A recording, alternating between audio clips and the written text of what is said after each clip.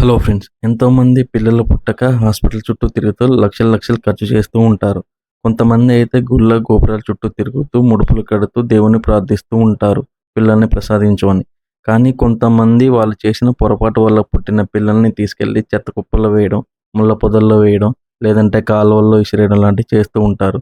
ఒక తల్లి బిడ్డకి జన్మనివ్వాలంటే ఎంత కష్టమో అందరికీ తెలిసిందే.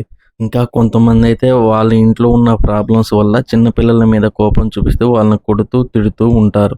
ఇంకా కొంతమందైతే అప్పుల బాధ వల్లనో, లేదా పిల్లలు సరిగ్గా చదవట్లేదనో, ఏమి తెలియని పసికందులను కూడా చూడకుండా వాళ్ళని కూడా చంపేయడం లాంటివి చేస్తున్నారు. తరచుగా న్యూస్‌లో చూస్తూనే ఉన్నాం. అసలు ఏమి తెలియని పసిపిల్లల మీద ఎందుకంత కర్కశత్వం? ఎందుకంత కోపం వస్తుంది? వాళ్ళ మనాన వాళ్ళని బతకనివ్వచ్చు కదా!